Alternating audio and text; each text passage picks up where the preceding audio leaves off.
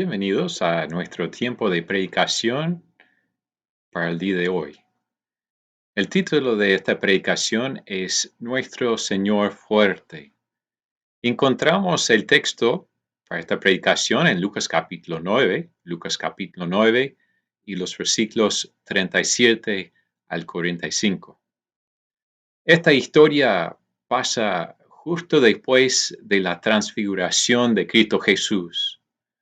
Como ustedes quizás recuerdan, hace una semana hablamos de eso, de cómo Jesús subió al monte con 3 de sus discípulos, de su círculo íntimo, y ahí los discípulos vieron a Jesús en toda su gloria, junto con 2 otros profetas, Elías y Moisés. Y después de haber pasado por ese momento tan lindo, con tanta comunión en conjunto, bajan los 3 discípulos con Jesús. Y al bajar al monte encuentran los otros 9 discípulos en momento caótico. Están siendo interrogados por los fariseos, porque no han encontrado la forma para quitar un demonio de un varón, el único hijo o el hijo de un padre. Y en esta situación caótica, en esta situación desesperada, entra Jesús. Y creo que en este relato, en el día de hoy, podemos ver, a pesar de nuestros fracasos, a pesar de nuestra debilidad, que Jesús siempre está en control de todo. Él sabe todo, Él puede sanar, Él puede arreglar todas las cosas. En esta instancia, yo veo que a pesar del fracaso de los 9 discípulos, que nosotros, igual como los 2 discípulos, podemos aferrarnos al gran poder de Dios mediante la fe. Pero para poder entender eso, vamos a mirar un poquito más de cerca a este relato. Yo veo varios grupos que subrayan la necesidad, la desesperación de la humanidad. Yo veo en primer lugar la necesidad desesperada de la gente. Yo veo en primer lugar el grupo del padre angustiado y de su hijo debilitado. Todos estamos muy frágiles de cuerpos. Puede ser que el próximo latido del corazón de nosotros puede ser lo último. Pero cuando entra en esa fragilidad, en esa debilidad de nosotros una enfermedad, o peor aún como con este hijo, un demonio que se meta y se está atormentando a este chico, se empeora la situación. Cuando Jesús habla con el Padre y pregunta lo que está pasando, el Padre explica que de repente el Hijo se tira al suelo, en cualquier lugar. Empieza a salir cosa de su boca y puede tirarse de repente en el agua, el fuego. Entonces necesita el cuidado de sus padres 24/7 horas por día, por semana. Hay una estadística que dice que 80% de los padres que tienen un hijo enfermo de una enfermedad crónica, que ellos terminen en el divorcio. Entonces, veamos no solamente que el hijo estaba muy necesitado, sino los padres que estaban bajo el enorme estrés de querer y amar tanto a su hijo, pero a su vez estaban en su último, quizás, fuerzas. Entonces no es por nada que el padre grita con mucha necesidad a Jesús, que lo clama para sanar a su hijo. Nosotros, cuando veamos personas así, con hijos, con enfermedades, con situaciones crónicas, no toca a nosotros, igual como Cristo Jesús, para mostrarles algo de la misma misericordia que tuvo Cristo Jesús, algo también del amor, de poner nuestro brazo alrededor de ellos y ayudarles a seguir otro paso más adelante. Pero sabemos que no había el Padre y el Hijo que estaban necesitados, sino también los discípulos. Los discípulos estaban deficientes. A ellos les faltaba el poder, la fuerza para poder sanar a este hijo. Los fariseos estaban reclamándoles, quizás estaban culpando que ellos, igual como Cristo, entonces no eran dignos y quizás eran charlatanes. Y más adelante, en versículo 45 también, veamos que los discípulos no entendieron las palabras de Cristo Jesús cuando habló de que él tuvo que morir, que tuvo que ser crucificado. Entonces, veamos que igual como los discípulos de Cristo Jesús, muchas veces enfrentamos situaciones con lo cual no podemos. A veces miramos las palabras que encontramos en la palabra de Dios y nos falta el entendimiento. Carecemos del poder espiritual para vencer ciertos tipos de problemas y situaciones. Y a menudo carecemos también de la comprensión espiritual que deberíamos tener. Y justo cuando las multitudes están emocionados acerca de Jesús y sus poderosas obras, Él lanza la noticia sobre los discípulos como sorpresa. En versículo 44 encontramos, porque acontecerá que el Hijo del Hombre será entregado en manos de hombres. Y él decía que ellos tuvieron que prestar mucha atención, pero es claro que ellos no entendieron nada de eso. Y por respeto, quizás por temor, no quisieron preguntarle lo que significaba. No entendieron que Jesucristo vino la primera vez para morir por los pecados del mundo y la segunda vez iba a regresar como rey triunfante, pero todavía no había llegado ese momento. Le faltaba la comprensión espiritual.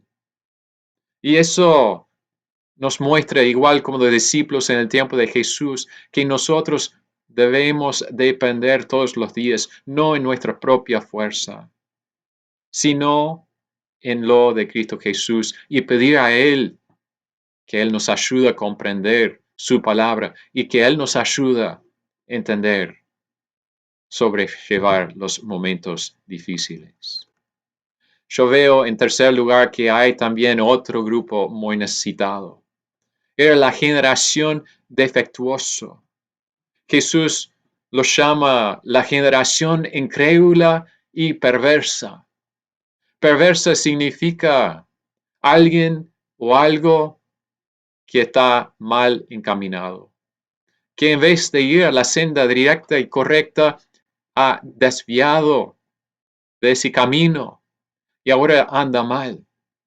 Y Jesús describe a ellos, quizás estaba pensando en Deuteronomio 32, versículo 5, cuando habló de la generación de Moisés, que también era generación increíble y perversa, quienes cayeron en el desierto. Y esta generación estaban lejos de lo que Dios deseaba de ellos. Él sabía que en poco rato los judíos iban a clamar para su muerte y que ellos no iban a entender su ministerio, el tema, el razón, la meta por lo cual Él vino al mundo, para rescatarles, para pedirles, para rogarles que ellos confesaran sus pecados y que se arrepintieran de sus pecados para que ellos pudiesen apoderarse de la fe salvadora que Él estaba ofreciendo. Muchas veces nosotros pensamos, pero no soy como los fariseos en el tiempo de Cristo Jesús. No soy de esa generación perversa, increíble. Pero yo creo que sí, nuestra generación de igual manera tiene problemas de desviar del camino que Dios quiere para cada uno de nosotros. Somos más que capaces para levantar hilos y poner otra cosa frente a nuestro Dios. Entonces veamos los tres grupos muy desesperados. Tenemos el Hijo y su Padre, tenemos los discípulos, tenemos la generación perversa e increíble. Pero después de esas personas muy necesitadas, yo veo otro tema que estaba muy en contra. Yo veo el poder destructivo del enemigo.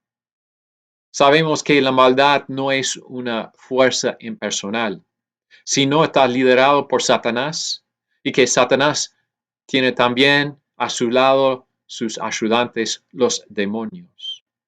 Y aunque los cristianos no pueden ser endemoniados, sí pueden ser quizás oprimidos o influenciados por ellos si nosotros permitimos a ellos por medio de quizás mirar cosas que no debemos mirar, o leer libros que no debemos leer, o meternos en costumbres y tradiciones y parte de la cultura que no agradan a Dios, y hagan nuestra mente de pensar en cosas de lo cual no debemos pensar.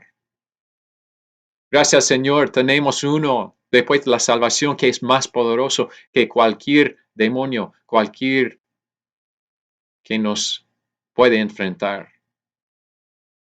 Pero no es decir que no debemos respetarles, no es decir que no debemos tener cautela.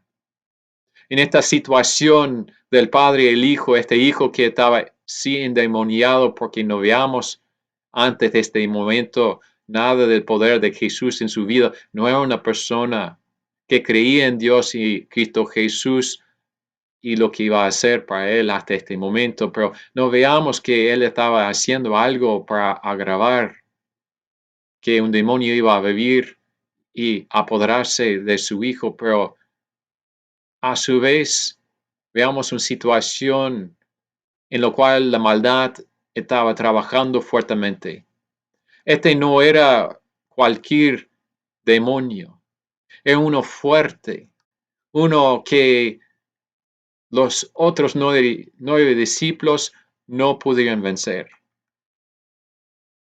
Pero en medio de ese poder destructivo del enemigo, veamos que Cristo Jesús baja calmamente del monte, hace sus preguntas al Padre, ve la situación del hijo que está ahora formando por la boca, tirar al suelo. Él entiende que está endemoniado y en ese momento Cristo Jesús hace algo muy lindo. Dice en versículo 42, pero Jesús reprendió al espíritu inmundo y sanó al muchacho y se lo devolvió a su padre. Pero ¿saben qué? La maravilla, lo más grande, no era la sanación, no era la curación física de este niño, sino la curación espiritual, no solamente del Hijo, sino también del Padre. Sabemos que el Padre tuvo poco fe, pero en ese momento en el cual él reconoció su poco fe, él decía a Jesús, ayúdame a creer. Y por ese granito de fe en Cristo Jesús pudo actuar y pudo salvar al Padre y al Hijo. Si estás esclavado por el pecado de Satanás, cualquiera que invoque el nombre del Señor Jesucristo, que pone su fe en lo que Cristo ha hecho, esa persona puede ser salvo por medio de la fe, por medio de la gracia, por medio del amor, por medio de ese gran sacrificio que Cristo ha hecho en la cruz para esa persona.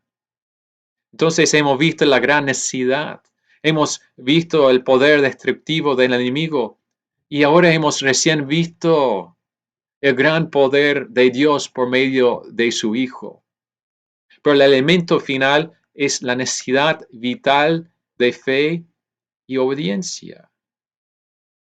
Como recién dije en el texto paralelo de Marcos capítulo 9, versículo 24, encontramos al Padre diciendo, creo, ayuda mi incredulidad. Eso nos muestra lo que todo padre debe hacer cuando está preocupado por su hijo. Es decir, tenemos que llevar nuestros hijos, nuestros problemas, nuestros temas a Dios. Muchas veces somos más que dispuestos en internalizarles, en ponerlo más para adentro y ponernos muy ansiosos. Pero Dios no quiere que hagamos eso. Si no, Él quiere que nosotros entramos frente a su trono de la gracia, que entramos en ese lugar con fuerza, con coraje y que dejamos las peticiones, las ansiedades frente a Él. Y sabemos que Cristo Jesús, a pesar de ver esa fe en el Padre y a ver que el Padre estaba dispuesto en obedecer, Él pudo hacer su trabajo. Él está lleno de compasión y misericordia. Y si le traemos nuestros problemas, aunque nuestra fe sea débil y nuestro entendimiento esté nublado, Él a menudo tiene la gracia de librarnos con su gran poder. Me gustaría terminar con una pequeña historia. Una vez estaba una familia en un barco. El padre del barco era el capitán de tal barco. Y justamente el barco tuvo que cruzar una parte del mar que estaba muy tormentoso. Y de golpe y de noche subió el viento y las olas se empezaron a amontonar. Y la chica de la familia estaba en su cabina, estaba muy dormido, pero cuando el viento empezó y las olas cada vez más grandes, igual como la madre, ella se despertó. En el principio estaba con mucho miedo y mucho temor. ¿Qué nos va a pasar? ¿Qué nos va a pasar? Pero de golpe ella se calmó y miró a su madre y preguntó, ¿dónde está papá? Él está amando del barco. Está ahí, arriba, dirigiendo a los marineros. Y la madre respondió y dijo, sí, mi hija, él es capitán del barco y está amando, está en control del barco en este momento. Al recibir esas hermosas palabras, la chica de quizás no más de 8 años subió a la frazada, se puso acostado con la cabeza en la almohada y en poco rato empezó a roncar otra vez. Y eso es una gran lección para nosotros. Cualquiera que sean nuestras necesidades, y por muy fuerte que sea el enemigo, sabemos que nuestro Padre Celestial es aún más poderoso. Incluso si enfrentamos la muerte misma, sabemos que nuestro poderoso Salvador fue a la cruz y fue victorioso sobre el pecado y la muerte allí. En nuestra gran necesidad podemos aferrarnos de su gran poder. Podemos aferrarnos del gran poder de Dios a través de la fe. Y si este padre angustiado no hubiera tenido este problema con su hijo, es posible que nunca hubiera confiado en el Señor Jesús. Y si bien el problema no fue agradable, fue el medio que Dios usó para librar al hombre de esa generación increíble y perversa. Y si dejas tus problemas, que te dejas que son instrumento de herramienta para llevarte a Cristo Jesús, también vas a poder ser librado de esta generación en la cual estamos viviendo, que también es muy increíble y perversa. Nosotros somos personas necesitadas, pero doy gracia que yo conozco y que tú también puedes conocer a un Señor que aún es más poderoso, igual como el capitán de ese barco que pasó por esa tormenta. Padre Celestial, damos gracias por esta historia de Cristo Jesús y sus discípulos, de esta multitud y como a pesar de esa situación caótica, a pesar de la maldad que estaba levantando su cabeza, que tú pudo mostrarnos tu gran poder y pudo tener la victoria no solo sobre la enfermedad de esta situación, sino también sobre la enfermedad espiritual, que es mucho peor y que tiene consecuencias para toda la eternidad.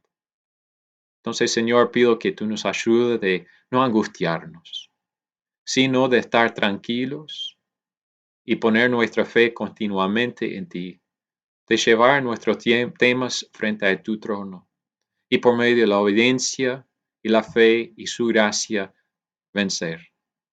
Vencer porque tú sos el primer vencedor, el capitán de nuestro barco. Pido esto en el nombre de Cristo Jesús. Amén. Muchas gracias por acompañarnos en el día de hoy. Que Dios le bendiga.